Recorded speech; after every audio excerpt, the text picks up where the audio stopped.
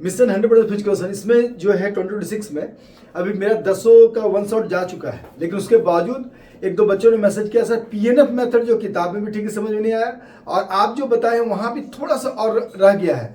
तो अब इसको मैं इजी लैंग्वेज में ऐसे बताता हूँ ताकि आपका कंसेप्ट क्लियर रहे, आपके शब्द रहेंगे अपने कंसेप्ट क्लियर। ऐसे शब्द के लिए भी पीछे रखे जो कि आपको दिखा देंगे, स्क्रीनशॉट ले लीजिएगा इसका एनसीईआरटी का। लेकिन एक लाइन एनसीईआरटी में या तो गलती छूटा होगा या किसी कारण से छूटा होगा, लेकिन एक लाइन से क्या वहाँ कंसेप्ट थोड़ा सा बच गया था, तो उस लाइन को मैंने यहाँ ऐड कर दिया है।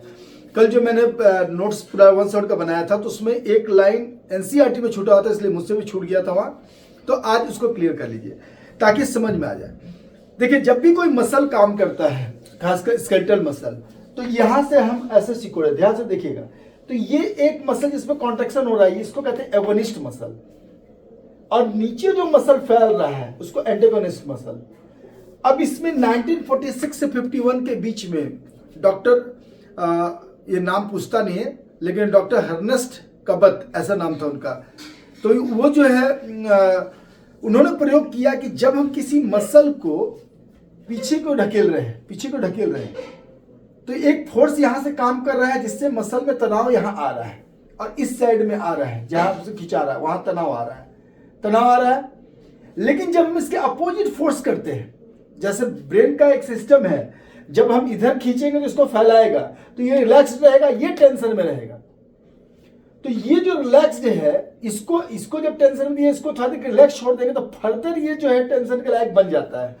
तो जब उसको देखा, उन्होंने प्रयोग कर देखा कि जब इस हाथ को हम जब फोर्स कर रहे हैं, यहां पर तनाव आ रहा है, यहां पे तनाव आ रहा है, जहां उसके अपोजिट अगर हम फोर्स लगाते हैं, यानी एगोनिस्ट मसल और एंटोगोनिस्ट मसल के द्वारा अपोजिट जो फोर्स लगाते हैं, तो जहां फोर्स लगा रहे हैं तो जहां पर तनाव जहां रुका हुआ था वो फर्दर और झुकने लायक बन जाता है। ये आप करके देखिएगा, नॉर्मली यहां तक गया, इससे ज्यादा दर्द हो रहा है, अब इसको अपोजिट ढकेलिए 5 से 7 सेकंड के लिए होल्ड कर रहे हैं तो उसको अपोजिट ढकेलिए, और जब रिलैक्सेशन फेज में आएगा 5 सेकंड ढीला छोड़ दीजिए, वहीं पर ढीला छोड़ दीजिए, और जैसे ही आप ढीला छोड़िएगा फर्दर थोड़ा और इसको नीचे तक कर सकते हैं। अब देखिए हाथ ही किसी का खींच रहे हैं पीछे की ओर, एक जगह खींचे, उसको बोले अपोजिट दम लगाओ, अपोजिट फोर्स लगाओ, और जब अपोजिट फोर्स लगाए हुए तो वहीं रोके रहना है, ऐसे नहीं अपोजिट फोर्स लगा तो उसको छोड़ देना है। यहाँ अपोजिट फोर्स लगा रहे हैं तो यहाँ पर इसको अपोजिट जो है छोड़ना नहीं है। तो एक तो टर्म आप एगोनिस्ट एंड एंटीगोनिस्ट मसल जब यूज करके अंडरलाइन करेंगे तो जो भी चेक करे लगेगा कि नहीं इनको एक कंसेप्ट मालूम है। दूसरा, अगर आप वो नहीं भी यूज कर रहे हैं, आप there should be opposite force while stretching a part or limb, कोई भी लिम्ब या पार्ट को स्ट्रेच कर रहे हैं तो उसका अपोजिट फोर्स अगर काम कर रहा है, अगर ये भी लिख दिए तो समझ में आ जाएगा अपोजिट फोर्स का कंसेप्ट इनको मालूम है। जो टाइम हमारा लिखा हुआ है एनसीईआरटी में वही करेंगे। एक बार देखिए इसको पढ़ लेते हैं ताकि हम आपको समझा पाए यहां से पढ़ने के हिसाब से। प्रोप्रियोसेप्टिव न्यूरोमस्कुलर फैसिलिटेशन, बहुत बार तो ऑब्जेक्टिव में आ जाता है कि पीएनएफ का फुल फॉर्म क्या है, तो प्रोप्रियोसेप्टिव न्यूरोमस्कुलर फैसिलिटेशन टेक्निक, ये कब डेवलप हुआ, तो 46 से 51 दिया हुआ है बहुत जगह, 46 से 51। ये PNF is also known as the post isometric stretch, ये भी आता है ऑब्जेक्टिव में कि PNF को और क्या कहा जाता है, तो पोस्ट आइसोमेट्रिक स्ट्रेच, या आ जाता है post isometric stretch also called, तब आपको लिखना है PNF। दोनों जो है पोस्ट आइसोमेट्रिक, आइसोमेट्रिक मतलब आप जान ही रहे हैं, आइसोमेट्रिक कांस्टेंट मीन दूरी, जो कि आइसोमेट्रिक जो है आपका मूवमेंट किसको कहा जाता है, जो स्टैटिक मूवमेंट होता है।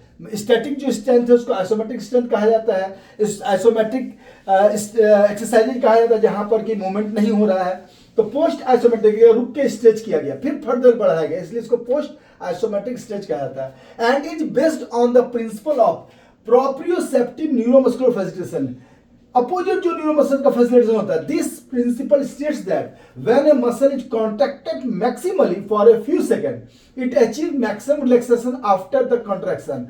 यहां पर हमने एक जगह लेकर हल्का दर्द शुरू हुआ, यहां जब कॉन्ट्रैक्शन अपोजिट करेंगे, ये क्लियर यहां नहीं है, लेकिन अब देखिए एक लाइन ये जो छूटा था वहां पर मैंने डाल दिया है, ये एनसीईआरटी के बुक में नहीं है, कि during this stage phase the athlete subject is asked to apply an opposite force against the partner or assistance provided।